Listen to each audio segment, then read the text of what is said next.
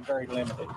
At 4:52 hours, our dispatch received a call of an active shooter at the Natalie Medical Building at 6457 South Yale Avenue. We had officers arrive at the location at 4:56, so a 3-minute response time, and make contact with victims and the suspect at 5:01. And that was them making their way to the second floor. The officers that did arrive were hearing shots in the building, and that's what directed them to the second floor. Right now, we have 4 civilians that are dead. We have 1 shooter that is dead, and right now we believe that is self-inflicted. Officers have not been interviewed, but we're certain that's a self-inflicted gunshot wound on his part. The scene is fairly limited to one section of that floor on the second floor, and officers are currently and detectives interviewing witnesses that were throughout the building, and especially those on the second floor. No officers were injured. We have a reunification center set up at Memorial High School in the auditorium on the north end of Memorial High School for families that may have had somebody in this building at the time and have not been able to make contact. That is a location they can check in with for information. Right now, the suspect, we do not have an identity. That we believe we're getting close on the identity of the suspect. He is a black male, estimated to be 35 to 40 years old, and we have confirmed he had 1 long gun, a rifle, and 1 handgun on the scene at the time. That's what I have, and I will turn it over to. Can you conduct? I'll come back for those questions. Okay, thank you. What was yours? Well, you said 5 people total dead. Yes, 4 innocents, 1 shooter. Thank you. Yes. I'm Dr. Cliff Robertson. I'm the CEO of the St. Francis Health System. And as you can imagine, we're an organization that believes in the power of prayer, and there is nothing more this community could do for us than to pray for the families and the loved ones and the victims of this senseless act. I can't stand here and not thank the first responders in this city. I mean, look around us. The response has been incredible, and I don't know that I've truly understood just how important our first responders can be and are every day. There will obviously be many questions, and there will be a very bumpy road, I think, ahead of us. But there are over 10,000 people that are part of the St. Francis Health System that every day commit their lives to taking care of people in need, taking care of everyone in need. And this senseless, horrible, incomprehensible act is not going to change that.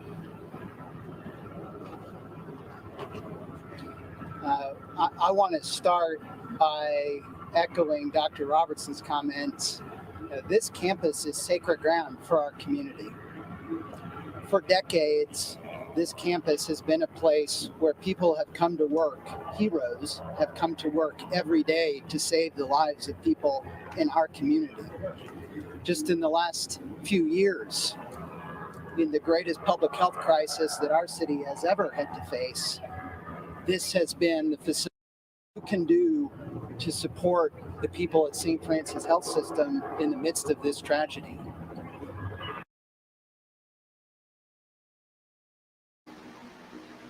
All right, so peace and power elevation beats all you beautiful people out there. This your girl Tiffany coming through here live in the fed. So now the video that you just seen was about the incident that happened in Tulsa, Oklahoma at a local hospital where the mass shooter, who happens to be African American, went in and shot 4 people, including his doctor. Okay. Now, lately, for the past for the past 2 or 3 weeks, there's been mass shooting going on, back to back. One in Buffalo, the one in Texas, and now you got this one at the hospital. And then there was a guy who attempted to do a mass shooting at a graduation party, and he ended up getting killed. So I'm gonna talk about that. So, but let's get to the Oklahoma situation. Now let's see what else can we find out. What I just did, I played the video clip from CBSNews.com. If you guys want to watch more into that. All right, so peace to the chat. Shout out to Brother Umi. Thank you for coming through. I don't have one thing. Okay, let's look at the information on the gunman in Oklahoma.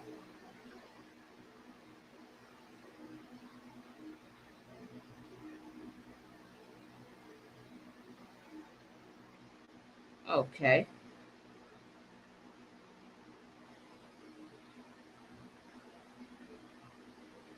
So it says here, Tulsa gunman bought an AR-15 the day of the mass shooting and target his doctor. Let's find out why he do that. What was happening? What was going on?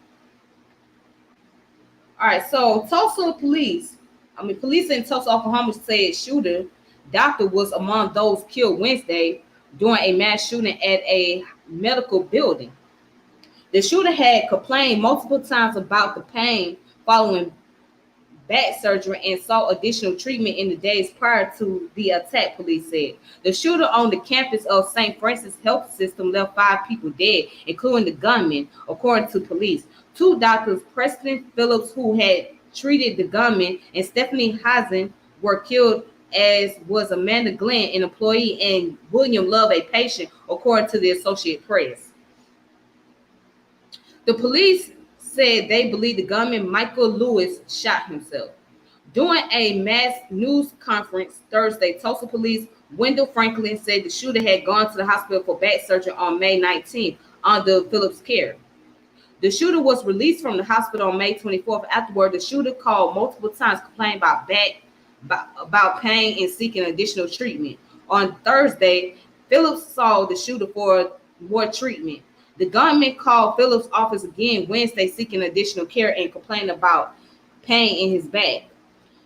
At 2 p.m. Wednesday, hours before the shooting, the gunman purchased an AR-15 style rifle from a local gun shop, Franklin said. The shooter also purchased a semi-automatic handgun on May 29th from a pawn shop. Franklin said someone who was not at the hospital but who was on a video call with a doctor who was called 911 at 4:57 p.m. on Wednesday to tell authorities that there had been a shooting. Police then received more specific calls. Police first arrived on the scene at 4:56 p.m. Police recovered a letter on the suspect that showed that he intended to kill Dr. Phillips and anyone who got in his way, Franklin said. He blamed Dr. Phillips from the ongoing pain following the surgery, Franklin added. The shooter comes less than 2 weeks after the mass shooting at an elementary school in Uvalde, Texas. The Tulsa shooting is the 233rd mass shooting in the U.S. this year. I want to express our community's profound gratitude for the broad range of first responders who did not hesitate today to respond to this act of violence. Tulsa Mayor G.T. Bynum said at the news conference Wednesday. Franklin said the department's training lead officers to take promptly and without hesitation. We have seen the violence that has taken place throughout the United States, Franklin said. We would be naive to think that, we would be naive not to think that would not happen in our jurisdiction. President Biden is scheduled to speak to the nation at 7:30 p.m. Eastern Time Thursday about the recent mass shooting and to ask Congress to pass law to combat the epidemic of gun violence, the White House said. All right. So now let's get started there. First and foremost, my condolences go out to those innocent people that was killed in that hospital. Now, you would think the hospital would be the safest place where you can go and get your medical treatment or get your appointments done or etc. and not really have to worry about your life being put in much danger.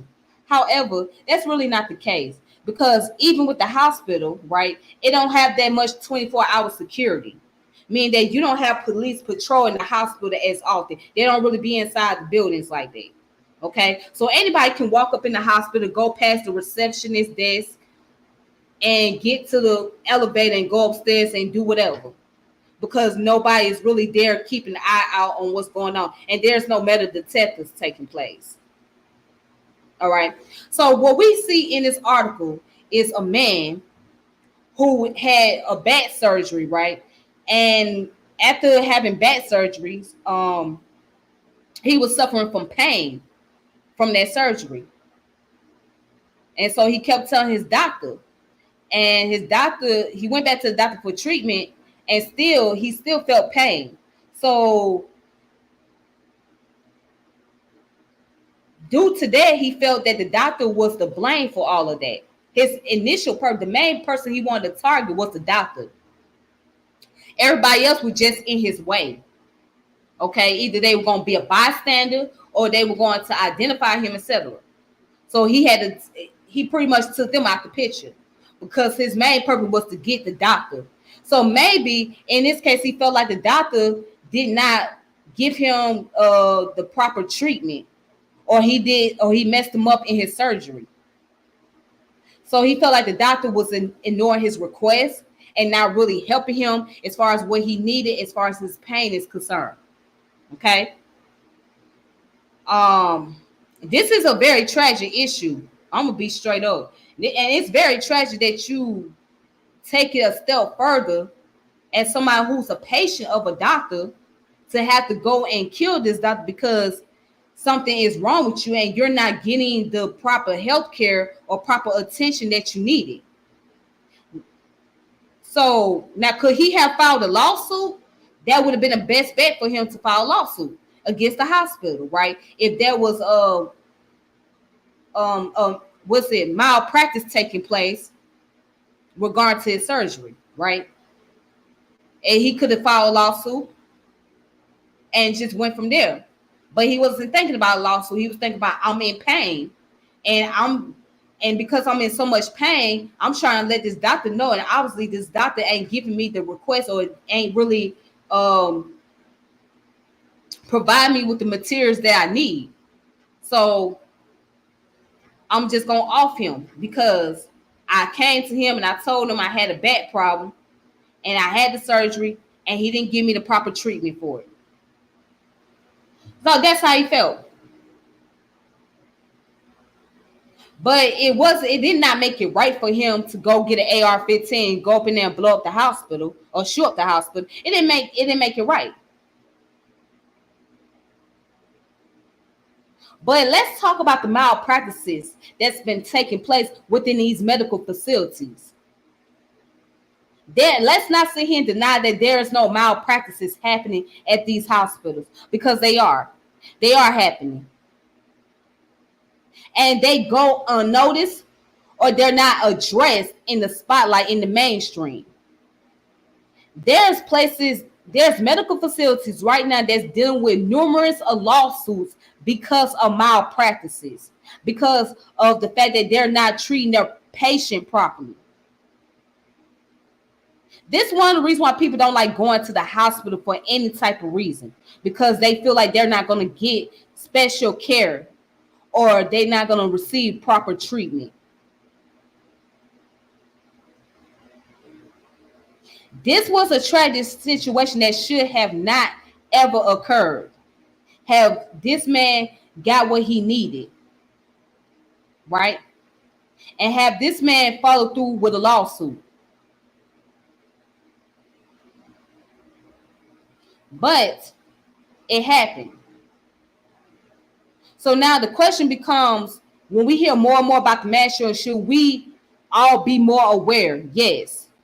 Should many of us start I mean, not many of us should. Those of us start getting gun permits right about now because of all the shooting. Yes, we need to start getting about gun permits. Now they're gonna try to do whatever they can to abolish the Second Amendment, right? To keep people who got guns in their house from, or what they call assault rifles, from having them in their homes. That's what they're going to try to do. They're going to try to get people to give up their guns. And many folks are not going to do that. So this is going to be a very controversial issue on both sides, because there are states that is open carry state. And Georgia is one of them. So, yeah, the states are open. There's some states that are open carry. So people can have guns on them and open carry. And they don't have to have a permit to do so. Now, folks look at it like, oh, this is a dangerous situation because it's going to bring about more and more killing. Then there are others that say, well, no, it's not as dangerous. That's going to make people more aware and be able to protect themselves. But the way I see it is, whether you make your laws an open carry or not, people going to still find a way to gain access to guns, and they're going to find a way to carry them. People are still going to get, if they ain't going to go get no gun from the gun range, right? And at the gun range, you just can't buy no weapon. They going to actually do a background check on you. If they can't get it from the gun range, they're going to go to the pawn shop. If they can't get it from the pawn shop, guess where they're going to get it from? They're going to get it from the streets. They're going to get it from the streets. They're going to get it from somebody. How you think a lot of these mass shooters get their guns? They purchase their guns from the streets or at the pawn shop. Because you can't go get them at the gun range, because the gun range, they're going to do a background check on you right then and there before they even allow you to purchase a weapon.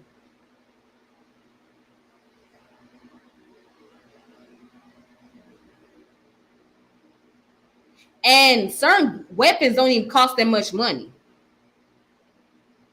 Like if you go get a shotgun, they ain't gonna cost you that much money. A shotgun will probably won't even cost you no more than $250.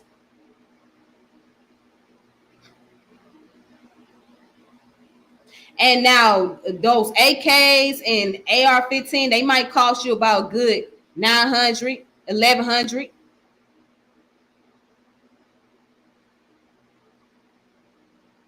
And some small handguns might cost you around $500, $600. Yeah, some, so guns, they don't cost that much money like that. It depends on where you go. But I'm just telling you this, whether they pass the bill out to bring about gun control and be more strict on the pawn shops and all these other places that sell rifles, guess what? People still going to get access to them. And the sad part about it, if a person buy a gun on the street, they might be buying gun that was previously used by other people. That can be traceable. They got multiple bodies on them. That's the sad part about it. But I always say this, and I'm going to continuously say this, okay? America was built on the foundation of violence. America was built on the foundation of violence. So what do you expect? We live in a country that's predicated on violence, that was known for its violence history. Violence is what made America what it is today. Why do you think people become so violent? Because they model after the society and culture they live in. When you model after the society and the culture that you live in, guess what? You're going to pick up characteristics. And guess what? What else? It's promoted through media. It's promoted through advertisement. It's promoted through movies, music videos.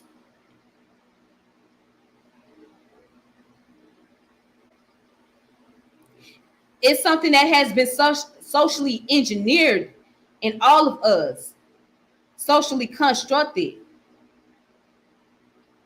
Humans all have violent tendency. Let me tell you the truth. Humans have all violent tendencies, okay? We all carry violent tendencies. It's just how we go about responding to things. Now, there are those of us who have discipline and that knows when to act on violence and when to not act on it. And there are those who lack the discipline, who lack the mental control, and that will act on violence.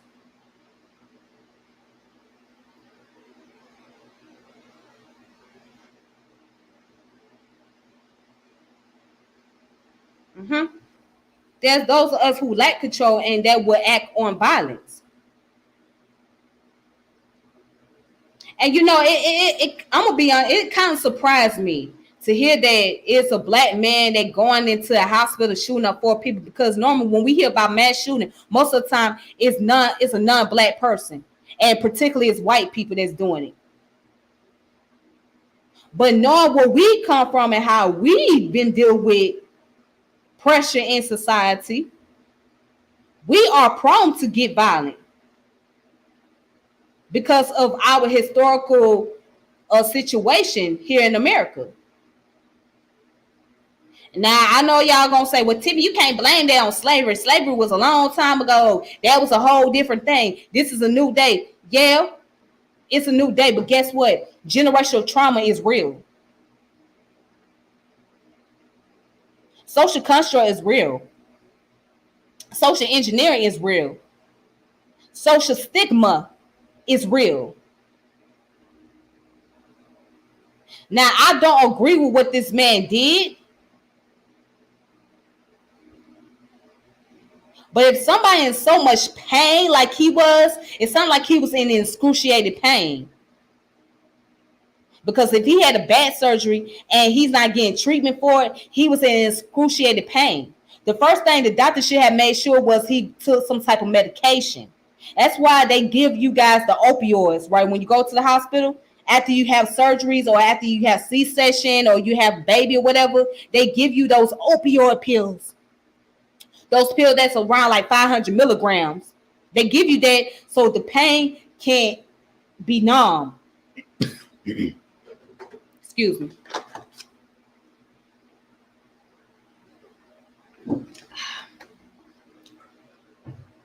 Yeah, they give you these opioid pills, right? So that way it can numb the pain.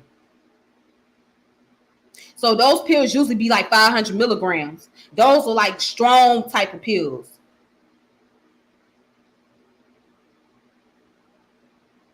Over-the-counter medicine won't even do anything for somebody that done had an operation. You got to get a 500 milligram in order to alleviate the pain.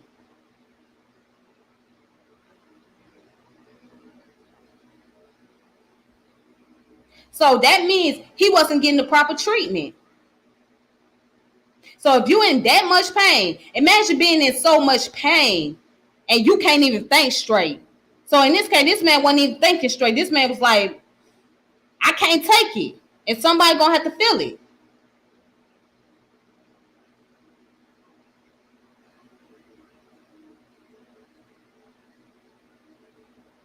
But I want to say this, just keep it real. We cannot stop violence. Violence is always going to occur.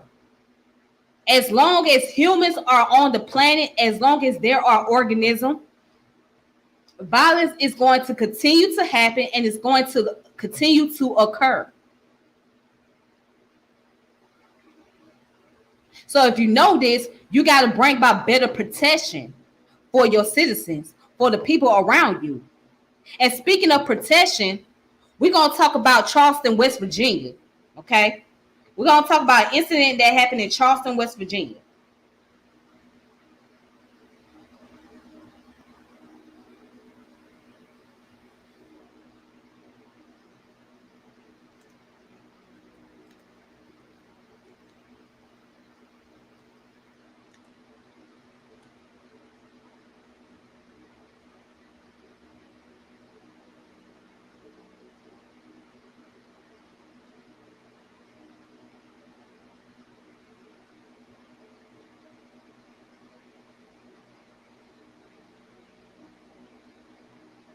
All right, so we're going to check out this video right here.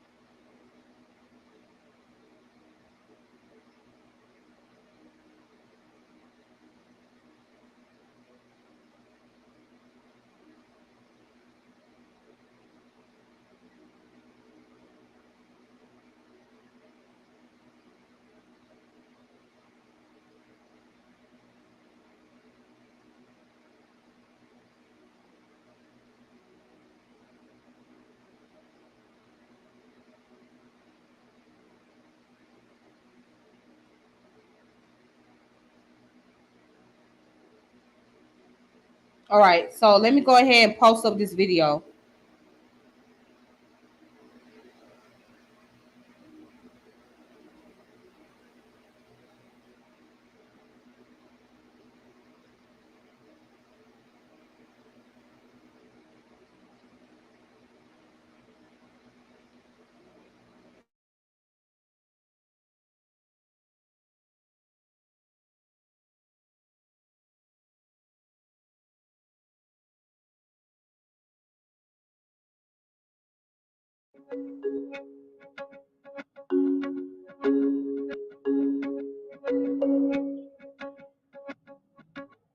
I will say on the Charleston, West Virginia case, Charleston Police Department case, this lady was carrying a lawful firearm, okay, a law-abiding citizen who stopped the threat of probably 20 to 30 people getting killed. She engaged the threat and stopped it. She didn't run from the threat. She engaged it, preventing a mass casualty here in Charleston.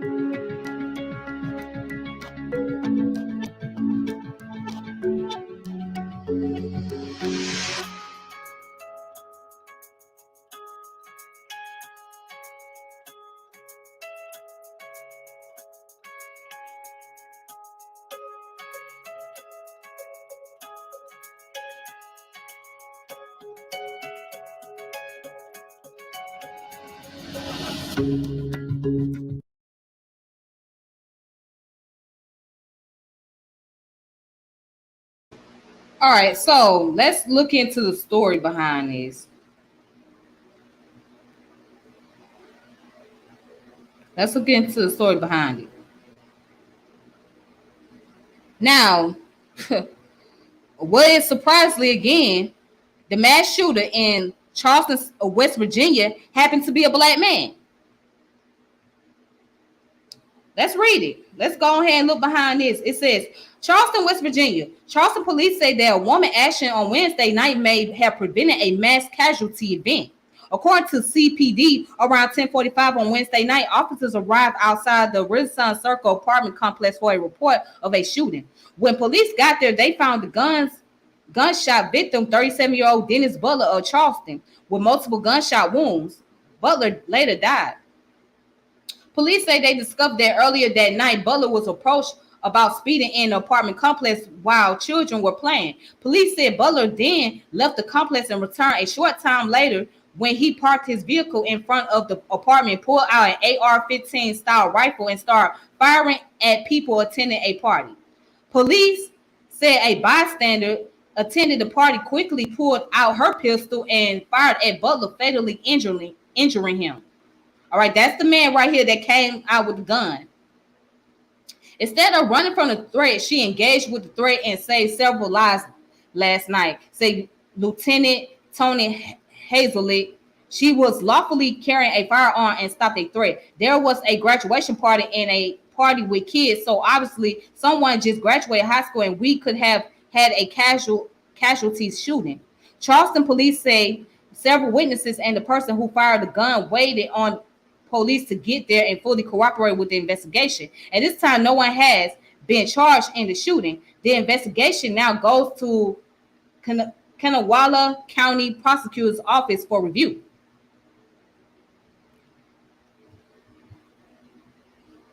First and foremost, I'm going to say this. I give salute to the woman. I salute her.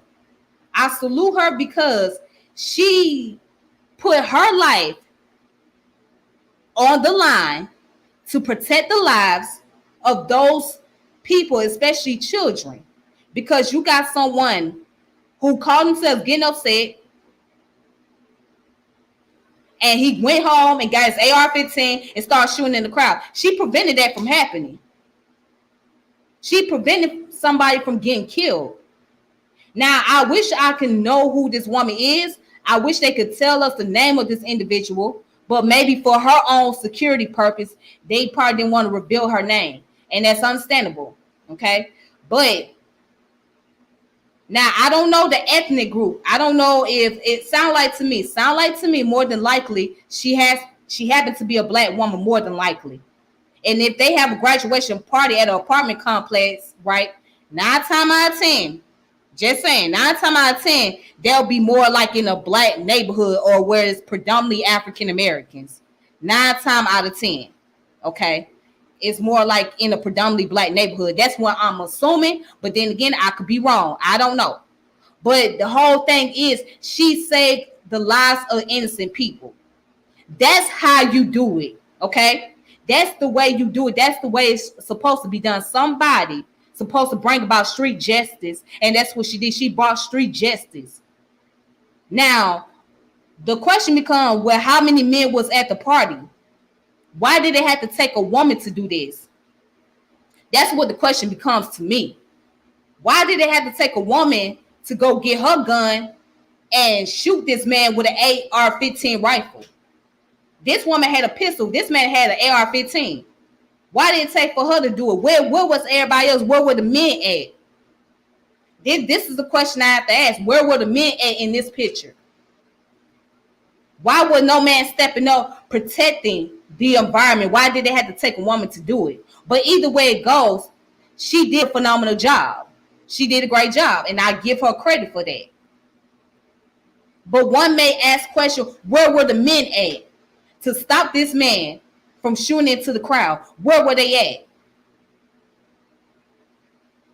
I mean, wait a minute. He had an AR-15 and she had a pistol.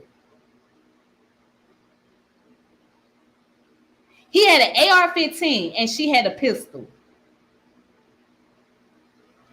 An AR-15 and a pistol. I mean, does that sound like a combination though? It's strange, right? So that means she must have had a good aim because she was able to get him in a position where he was caught off guard or something.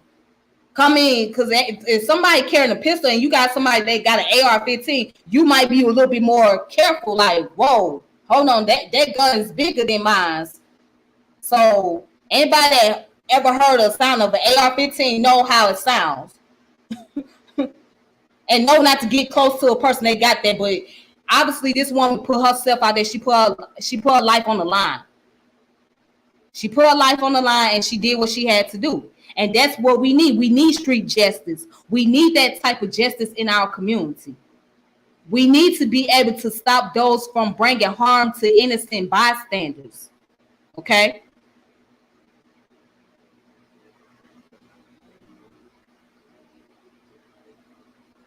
Sound like he was being a cloud killer and got killed. He shouldn't have did that. No, I agree. He shouldn't have did it. I'm glad no one was shot, but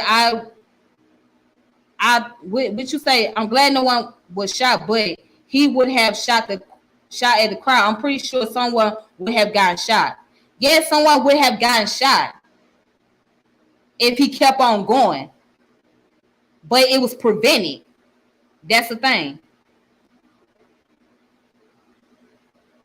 I disagree with that, Tiffany. Whoever got the strap, take care of business. Yes, whoever got the strap, take care of business. But the question becomes, and this is a question that an average person would ask, okay?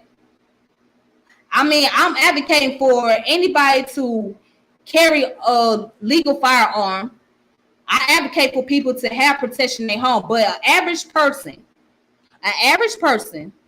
would ask, well, where were the men at? In this case, why was there no men to step up? Why did it have to take a woman to do that? I'm thinking in the mind of an average person. Okay? Again, I give credit to that woman for what she did. That's right. Thank you, Centavo. Thank you so much. Like the show. Share the show. That's right. Like the show and share the show, ladies and gentlemen. If you like it, go ahead and like it. If you want to share it, go ahead and share it. Subscribe to the channel. All that good stuff. Thank you guys in the chat for coming through. But yeah, that's a good question. I mean, it will be a question somebody would ask. Well, where were the men at? Why were they not there to make sure they were secure? And the reason why I'm asking is because, and I'm not just saying that the woman can't do nothing or she's not able to do something, but if there were men around, right? Men supposed to bring about protection to the community, right? They supposed to be able to protect their environment, especially their loved ones, right? So if that's the case, then why was the man not there to bring? Why was the man not responding before she did? And that's something that an average person may ask, because we don't know if the woman was pregnant. We don't know if the woman was nursing. We don't know anything about this woman. We don't know her background.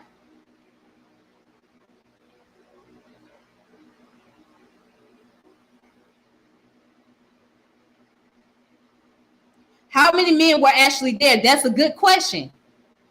How many men were actually there? Sounds like a birthday party for a child. Yes, if it's a birthday party, it was a graduated party. Okay, it was a graduation party for that child, for a loved one that graduated from high school. Okay, so if there's a graduation party, 9 times out of 10 men are going to be there. Somebody, their family member going to be there. The father, the uncle, the cousin, the brother, whoever is going to be there. Right? The shooter that got killed, he was 37 years old. He was 37 years old. Of course, the reason why you ain't heard about it, because it didn't make it to mainstream. It didn't make it to mainstream media. That's why you have to go on Facebook and look it up. You have to go look it up on Instagram, because that's where you basically find a lot of news outlet. That's where you find a lot of the news outlet, right?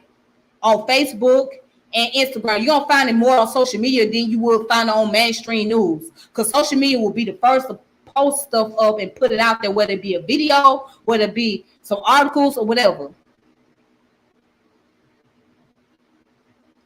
Well, I don't know what type of party you going to then, because the parties that I've been to, not only you seen single mothers, but you also see male relatives there. You see cousins there. You see brothers there most of the time. And we talking about a graduation party, not a birthday party, a graduation party at that. You're going to see some male relatives. I mean, I don't know what type of place you be going to. No, the person that was a mass shooter was a black man. I'm gonna read his name again. Let me show you guys the picture of this man. All right, so the guy that was about to go and kill the innocent people out there in Charleston, West Virginia, his name was Dennis Butler. And the other guy that killed the doctor and 3 other people in Oklahoma, he was also a black man. His name was Michael Lewis. That was his name. His name was Michael Lewis. His name was Michael Lewis. Yeah, it's a lot of miseducation, manipulation, but 9 times out of 10, you will come across videos on Facebook and Instagram alike. Somebody's gonna post up videos, and somebody's gonna post up videos and pictures on Facebook and Instagram and Twitter. Best believe that somebody's gonna put it on there before the news catch on to it. Because, I mean, it is a scary place, but that's where you're going to find a lot of the information right there on Instagram, right there on Facebook, right there on Twitter.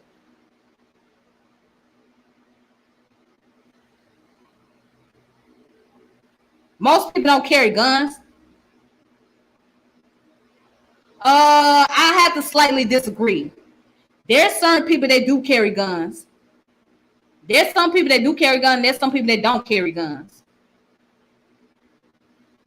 So it's like a 50-50.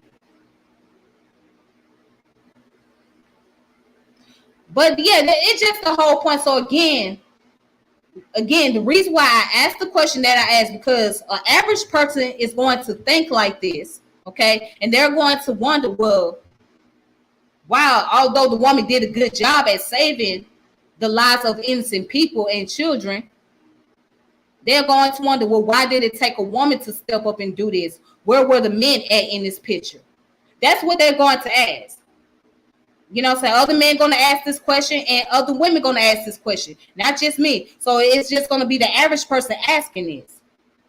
And which they entitled to ask questions like this.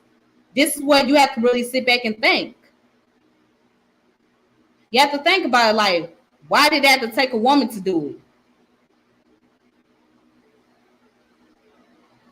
But again,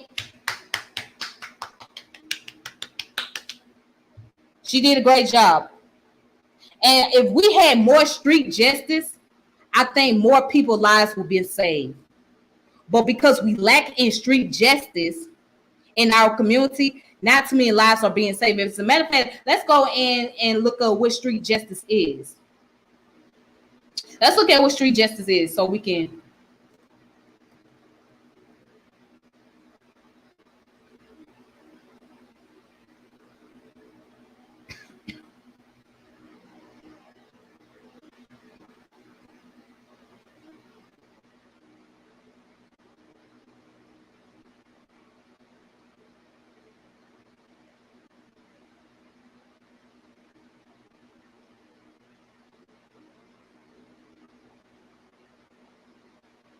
All right, so let's look up street justice, because many people are not familiar with the terminology. All right, so street justice. And here's the abstract. It says street justice is a police response to a community mandate calling for action to be taken when former institution would not or cannot respond for various reasons. This street justice function has created widespread concern, particularly when police officers simultaneously display ethnic or racial prejudice. Reformers who want to change police practices argue that the distribution of street justice violates the basic liberal understanding of how power should be held accountable in a democracy. While the author conceded that order of maintenance policing provides the potential for abuses of power, the professional model of policing, which emphasizes officer law enforcement role, leaves many citizens without recourse to resolve other types of problems. All right, so let's look up any books that we can find that pertains to the subject on street justice.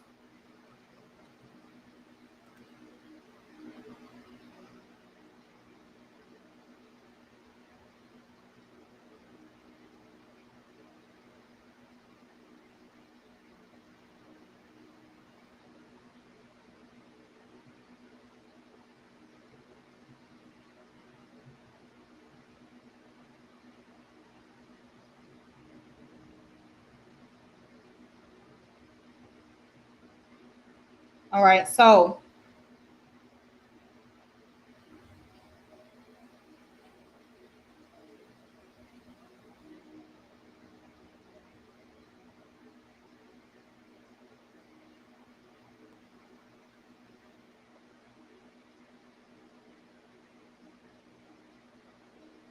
you know what?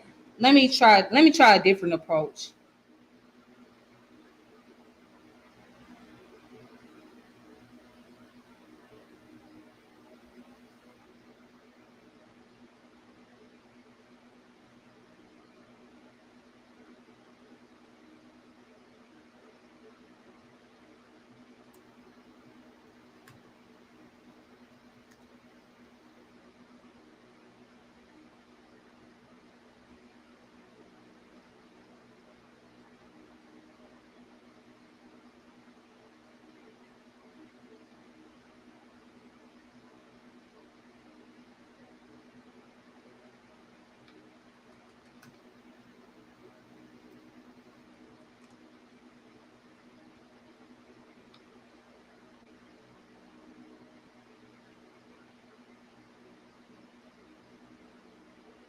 All right, give me a moment, you guys.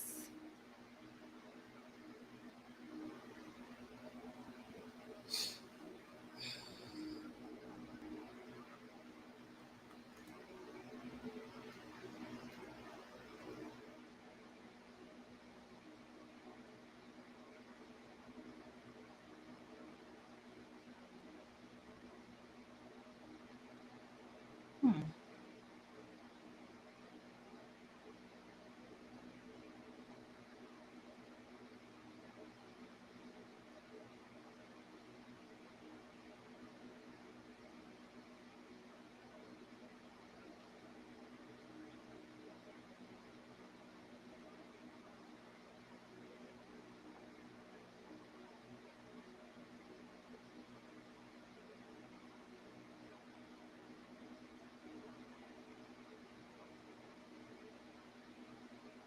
All right,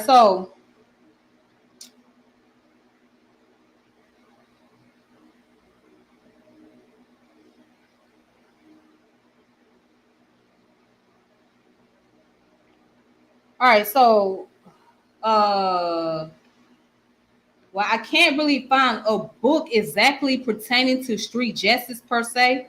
Well, a good book that I want to look for, but I'm gonna look for it later. But here's the thing, some people have an issue with street justice.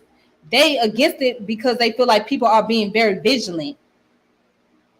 They feel like it makes people so vigilant to where they try to be above the law. And it's not so much of being above the law. But if we're going to talk about community protection and protecting the environment, sometimes, just sometimes, you may have to be vigilant. You may happen to be vigilant, and you may have to bring about street justice. That's what you're going to have to do. You cannot not be vigilant. You cannot not bring protection in the way that it should be brought about. If you can't do that, then how can you protect your community? If you're going to put 100% reliance on law enforcement to do everything, then how is that going to protect the community? Because let's be honest, sometimes law enforcement do not respond. Sometimes law enforcement do not respond to a situation. A serious situation, or if they do, they might take 30 to 40 minutes to show up at the scene. So by the time they get there, it's already over with. So why not bring about street justice? Why not bring about some form of vigilance in case of a situation? Why not bring the community members together and be able to find out who the individual committed the criminal activity, or who committed the crime or whatever, and confront them, and then have the law enforcement to come in and deal with that person.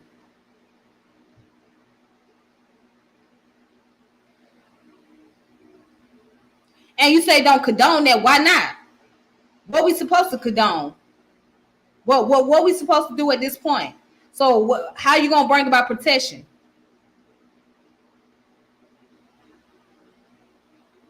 I mean, I'm all for self-defense. I advocate that big time. We definitely need self-defense. We need that.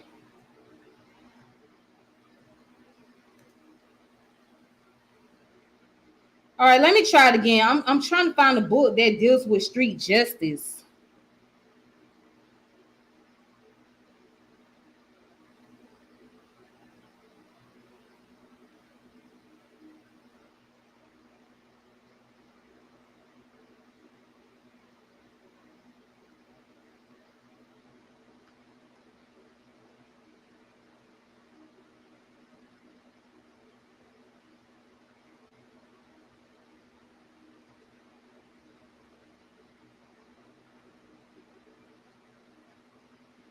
All right, so I can't find any good books that really deals with this subject.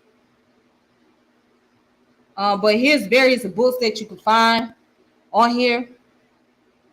This one, I guess this appeared to be an autobiography about Chuck Zito.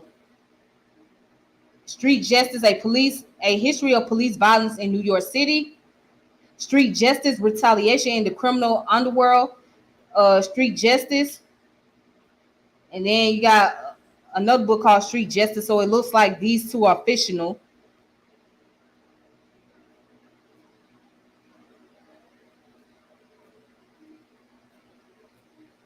Okay, this one's called Street Justice Served. So, yeah. Let me see something.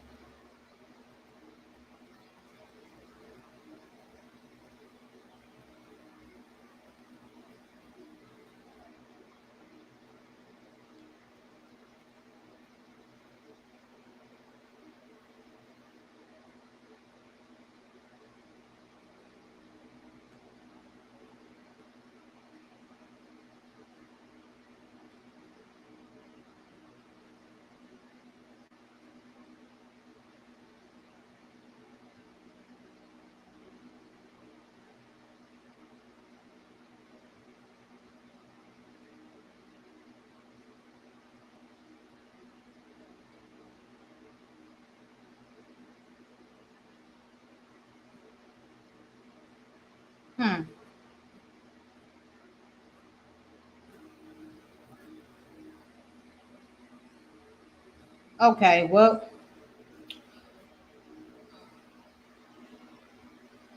all right then. Well, I really can't find a good book.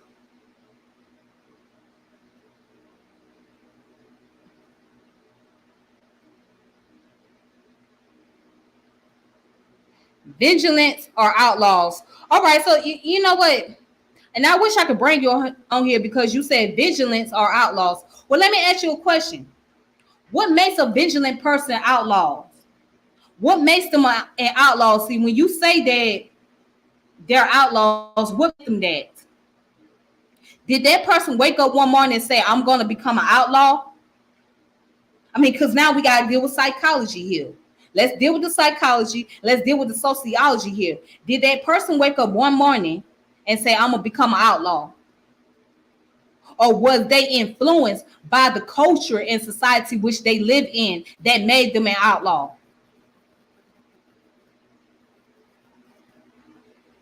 Now, let's think about that for a moment. Vigilantism is too strong a word, but yes, I do agree with self-defense and community policing. Yes.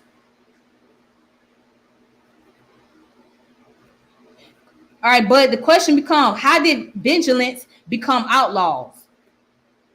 Because see, R2 put up here, he said vigilance are outlaws. How did they become outlaws?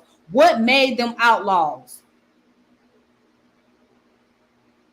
And I'll be waiting for their response. What made them outlaws? So now we got to have a discussion on that. What makes them an outlaw?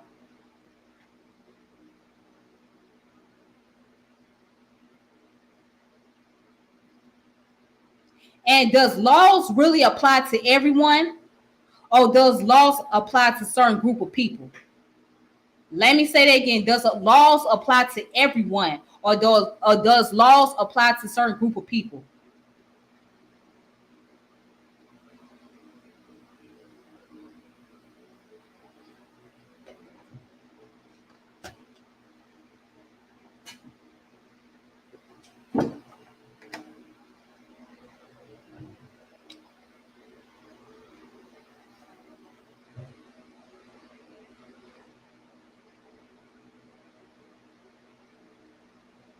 All right, I just want you guys to think about this. So hopefully I can get a reply from this individual.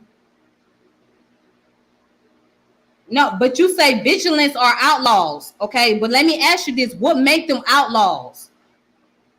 Let me know. No, I'm just asking what make them outlaws. I know it's a different word, but what make them outlaws? How do they become outlaws?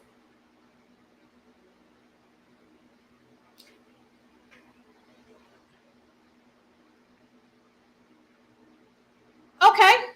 Okay. Okay. We can agree with that.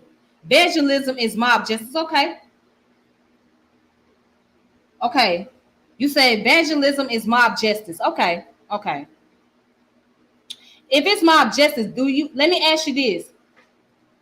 And I'm not disagreeing with you. Okay. And I'm not condoning it. But can we say that America is built on the mafia mentality? Can we say that America is built on the principle of mob justice? Can we say that's America's society as a whole? I mean, let's just think. Let's just be deep about this, right?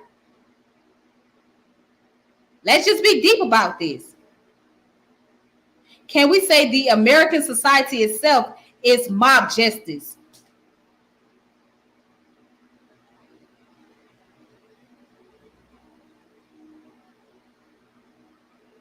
Let's just think about this now.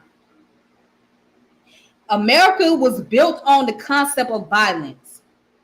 Violence is what made the civilization. How do you think civilization are made? How do you think civilization are made? It ain't made through no peace treaty. It ain't made through no shaking hands and say, all right, we're going to be buddy and we can do business. No. No, that's not how civilization are made. They're not made by shaking hands and saying we're going to be at peace with each other. Violence occurred. So we're going to talk about mob justice. Do you not think that America's built on that principle?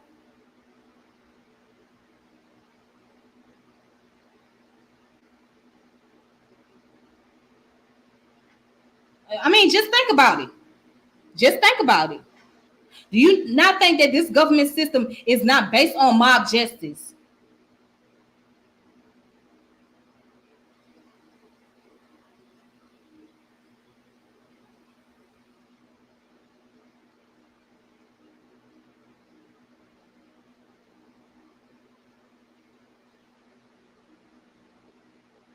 I just want to put that out there. I just want you just to think about that for a moment before you respond.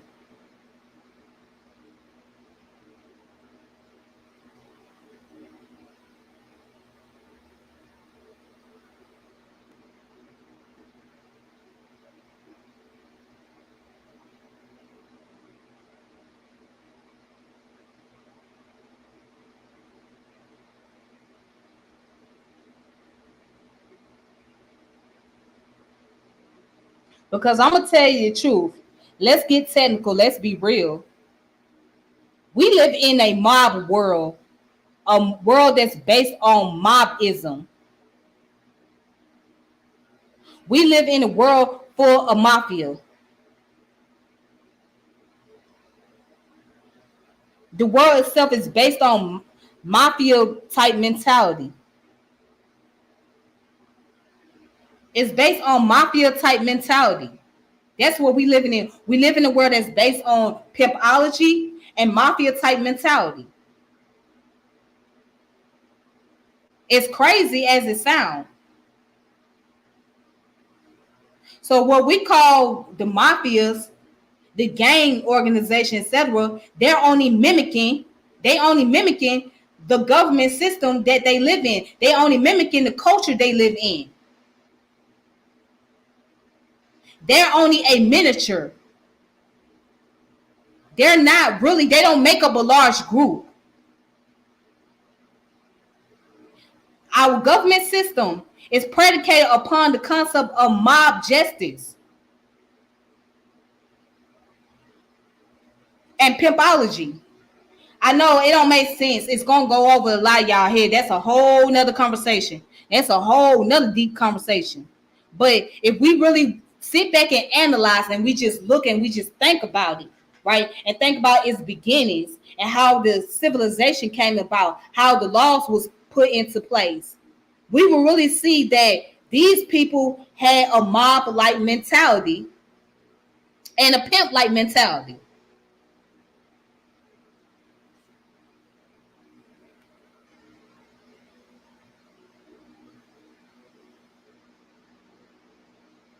How do you think gangs members were made? They started off with good intentions, some of them. Yeah, some of them had good intentions, but because they fell into the lifestyle of criminality and being able to have control over territories, land, blocks, alley, hood, that's what brought them into existence. But yes, I do agree that gang members did have good intention on doing good things, but because they know that it was going to cost them their livelihoods and they can't just do it from a good standpoint, it went beyond from good intentions to bring about control over territories, controlling clienteles, controlling blocks, running alleys. Where do you think they get that idea from? Where do you think gangs get their idea from?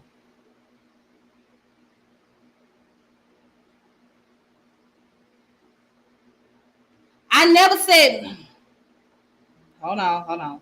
How do you know which one is in the right versus which one is in the wrong? Listen to what I'm saying.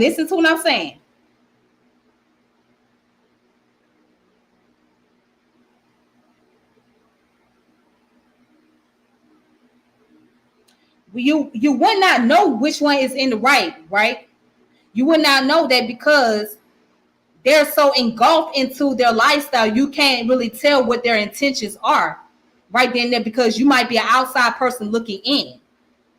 But what I'm saying is you have to look at the root cause. You have to look at the origin of it. You have to look at where these mafias and gang get their ideas from. Where did they get it from?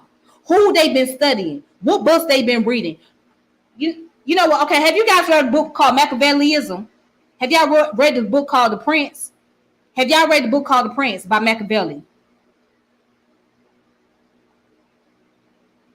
Do you know why that book is banned from prison? Do you know why a book like Machiavelli is banned from prison?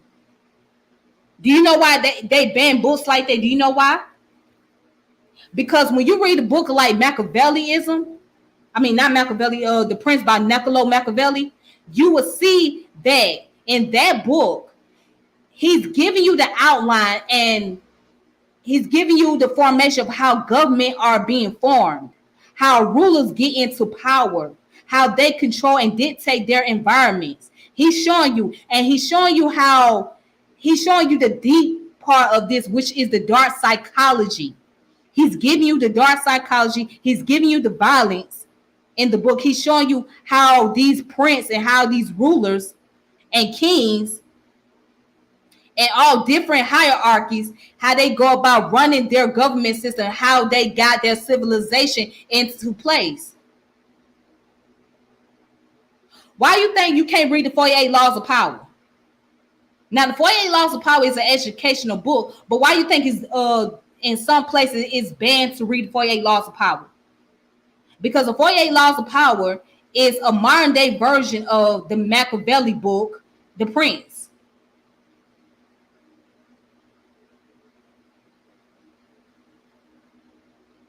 So again, how do you think mafia and gangs learn their ideas? They learn their ideas by studying the government systems. They learn ideas about studying how government systems orchestrate, how they are ran, how their military branches are operating, how their civilization is taking place. That's how they learn. That's how they incorporate the ideas. Okay, mafia don't just wake up in the morning and just say, well, we just gonna start our own little clique. No, they study the system and how the system is ran. They study how the government system operates and how it came into formation. That's what they do. They study the government they live in. They study the world system.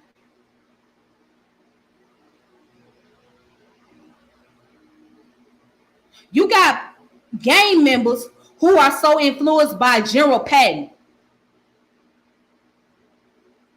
And General Patton was a general in the Army, in the U.S. Army. That's where they get their ideas from. They get their ideas about studying government systems and civilization. They'll get their ideas from studying books, reading books like The Prince by Machiavelli, who talks about government systems. This is a very honest conversation that we have to have. So if we're going to talk about mob justice, right, we can't just predicate that upon gangs and mafias. Yeah, we know that they are very detrimental into our community and our environments as far as their activity is concerned. But we got to look at, well, where did they get their ideas from? How did they follow in line with those ideas? How did they create their system, their organization? Where did they learn it from? Who did they model after? They model after the government. Because that's how governments and civilization come in formation, due to the concept of violence. This is it's a deep conversation to have. It's a very deep conversation to have. It's a very deep conversation. Because now you got to go and pull back, and pull back, and pull back some more layers, and pull back some more layers. And then you finally get the answer. Oh, well, this is what it is.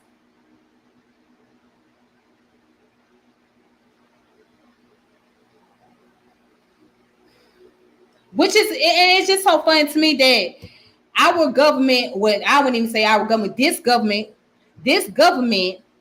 tells us that we should not be violent, but yet and still the idea of violence is constantly being promoted into this society. They continuously act on violent tendency with other countries. So how can you expect for your people not to be violent when the government and society they live in is based on violence? I mean, that's something to think about. See.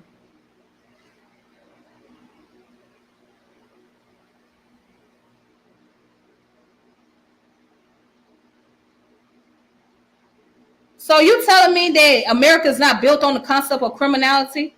Is that what you're saying? That America is not built on the concept of criminality? So you tell me that America is not built on the concept of criminality?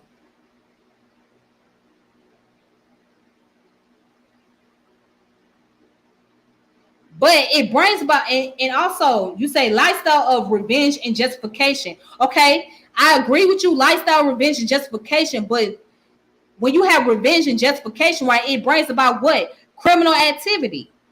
It leads to criminal activity because you got people that bring about revenges or they're trying to bring about justification.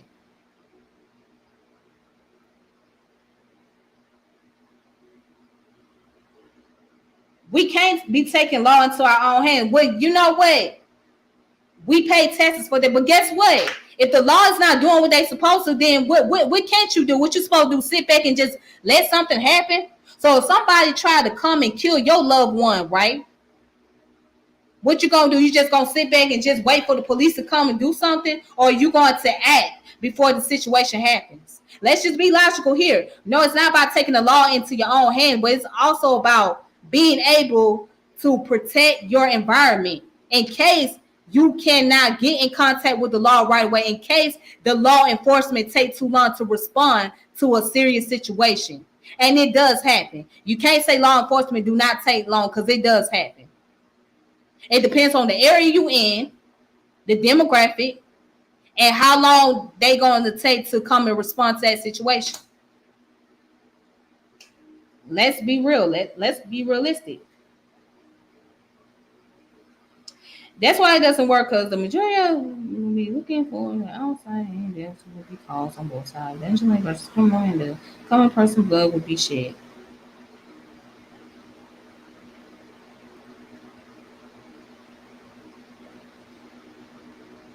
I mean, and yes, you will see vigilance are enemies. They can, and I'm not denying that they are not, they can't be enemies. So I'm gonna make another argument. Can we say that the police can be vigilant? Can we say police are vigilant? Let's talk about that. Can we say police are vigilant? See, again, this is the conversation that people are not ready to have, because now you gotta pull back the layers. We can't say that citizens can be vigilant and police are not vigilant. Can police be vigilant? Yes or no? The answer is yes, they can be vigilant. As a matter of fact, they got a blue code. They got a blue code they go by. That means that if a police officer has committed a crime, let's say you had shot somebody that was innocent as an officer, right? Then that other officer cannot go back and tell or report you. If that other officer reports you, then that person can be dealt with to the extent of the law.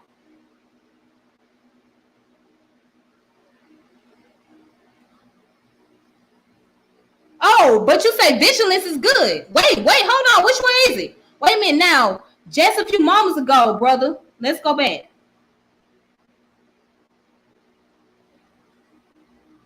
You say vigilance are outlaws. You said don't condone that, right? You said vigilance is mob justice. You say vigilant is a different word. This is what you said. But then you say vigilance is good. Now you say it's no good. Which one is it? Which one is it? Is it good or no good?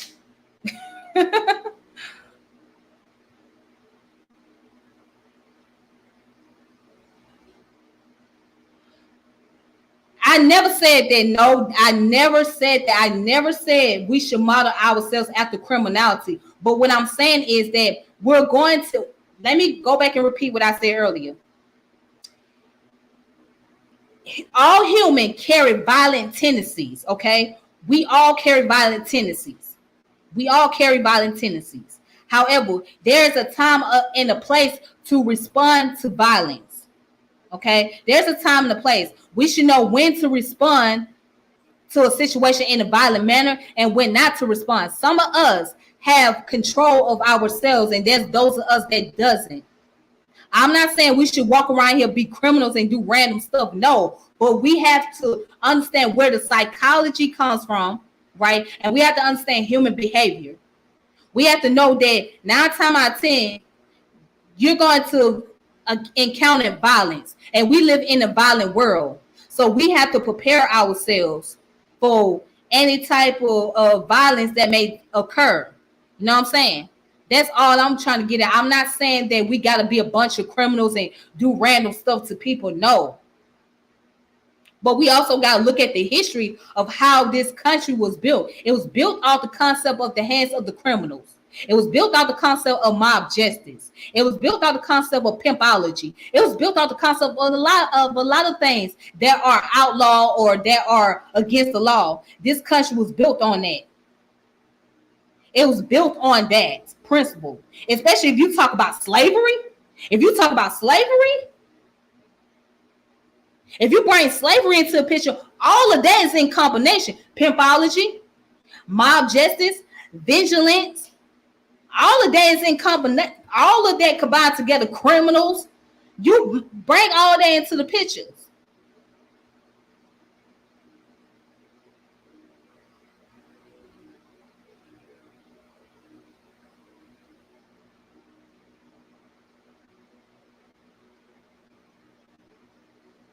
The words are related but have different meanings. Okay. Okay.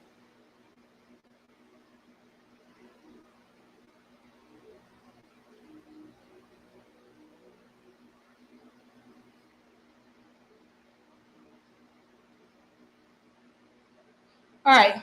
But I'm not going to stay on here very long. I thank you guys for tuning in, watching, or whatnot. And thank you guys in the chat for your comments. You guys have interesting points. Some of the points I can agree with, some of the points I can disagree with, and that's okay. That's cool or whatnot. That's very cool. And there's no issue with that. All right. But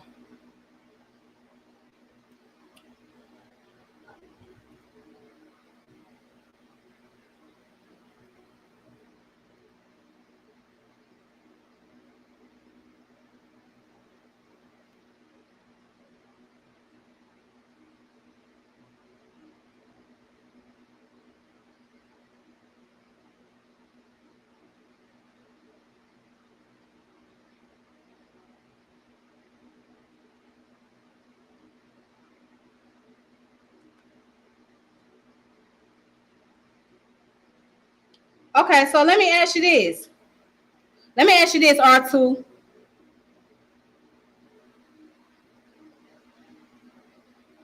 All right, I want to ask you something real quick before we log off. All right, so let's go back.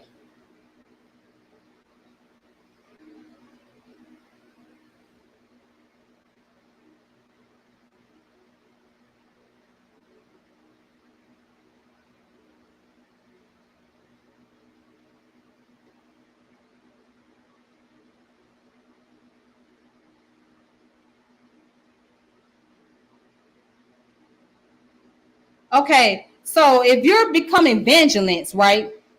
If you become vigilant, when it brings about somebody becoming vigilant, I mean, because when you have to start being vigilant first before you become vigilant, because you say the words have a lot in common. So if it has a lot in common, right?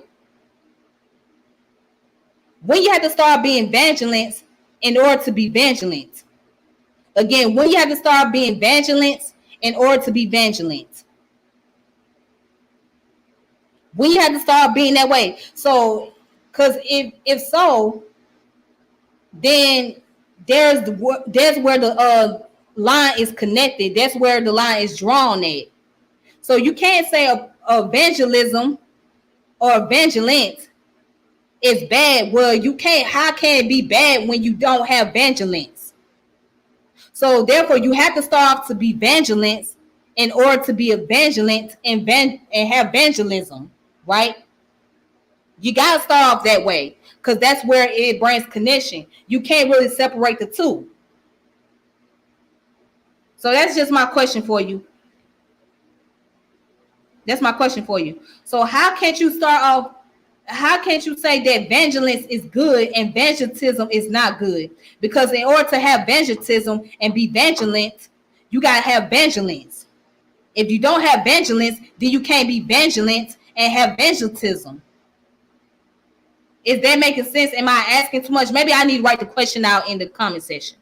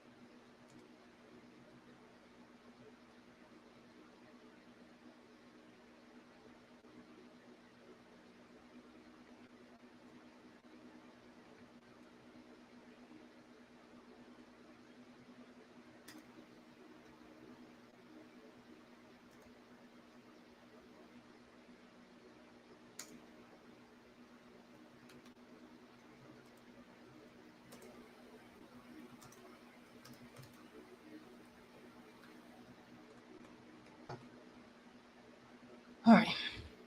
All right then.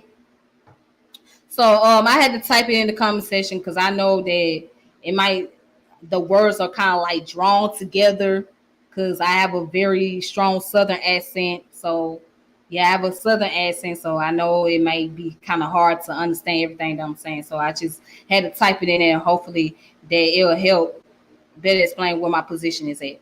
All right. And sometimes that is needed. Sometimes you don't. That, like I said, that's another topic. That's another topic. That's another topic for another day. I'm gonna say that for another day. Okay. I'm gonna save all that for another day. Cause I can't be on here very long. All right.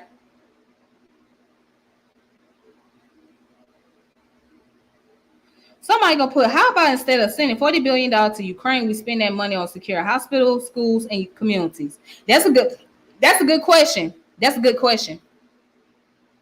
See, but that's the U.S. government. That's Joe Biden and administration that's doing that. That's Joe Biden and administration that's doing that. That's the government in itself that's doing. That's not us as the people. We just civilians. We ain't got nothing. We black folks ain't got nothing to do with Ukraine.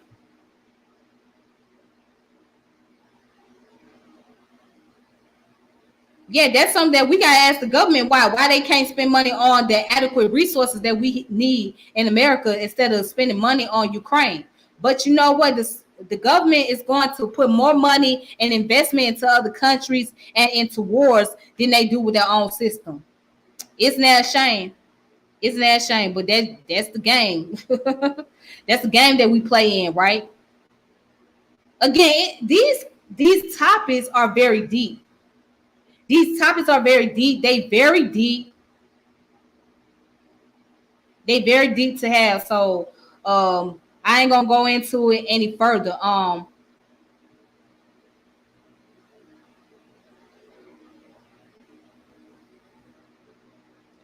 No one said that the law is not needed. I agree that law is needed. I agree. Nobody said that it's not needed at all. But who is it going to apply to? Does it apply to everyone or does it apply to a certain group of people? Is it going to bring about justice? That's the question. Because we live in a country that brings about injustice. Nobody's saying that law is not needed.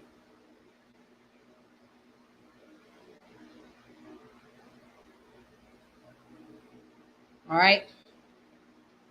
All right, then, you guys. But y'all take it easy on yourself. Thank you guys so much. I wish I could stay on here much longer, but I can't because I got to go ahead and get going, get off of here. But y'all be safe, and I will talk to you guys later. So tomorrow I will have another bill, but it's going to be dealing with history. So I want to continue to deal with the subject about history, particularly African American history and whatnot. So yeah, just tune in. Make sure you guys subscribe to the channel, like the channel, share the channel, etc. And if you guys want to have a conversation dealing with this subject matter, you can. If those of you that are looking forward to being on this platform, let me see. Somebody said I'm gonna challenge you to debate one day. Okay, well if you want to, just reach out to me. If you have my Facebook page, my Facebook account is Tiffany French. Just reach out to me in my inbox and we can go from there. If you guys want to do that. So for those of you that have not followed me on Facebook, you can. Also, you can follow me on Instagram, which is Eastside Tip. So follow me on Instagram, Eastside Tip. Okay. When you get a chance to. So I'm gonna write my IG information down.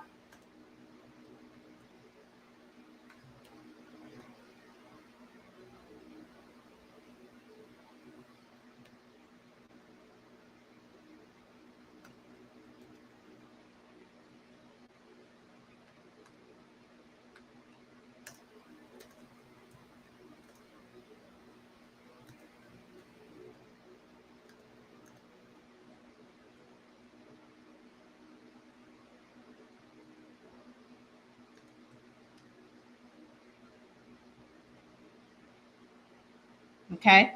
So I got 3 Facebook pages, but one of my Facebook I don't be on my other Facebook account. So I put 2 of them down. One is my full name, and then the other one is Golden Wisdom. So that's my other Facebook page that I be on. All right.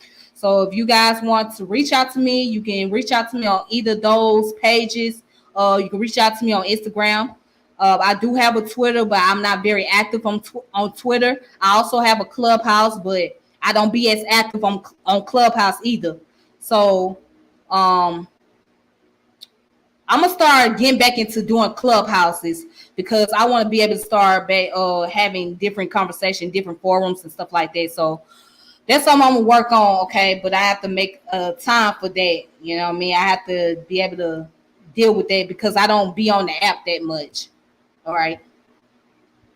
But anyways, again, thank you guys so much for your support, and I appreciate that. I appreciate you guys coming through, comment, having a dialogue with me or whatnot. Like I said, make sure you subscribe to the channel, and for those of you that are new, make sure you subscribe. Make sure you check out the videos, and if you just coming in watching, you have to watch from the very beginning on what the subject I'm talking about. So today I spoke about Tulsa, Oklahoma, and the mass shooting that took place, West Virginia, Charleston, West Virginia, and also getting into the concept about government, the formation, origin, etc., etc. All right, but until next time, peace and power, elevation be to all of you. Be safe and be careful out here. And I hope y'all have a good day at work or at home or whatever you're doing. And whatever your time zone may be, I'll deal with y'all later. So y'all take it easy. Peace. All right. And I'm out. Deuces. All right, then.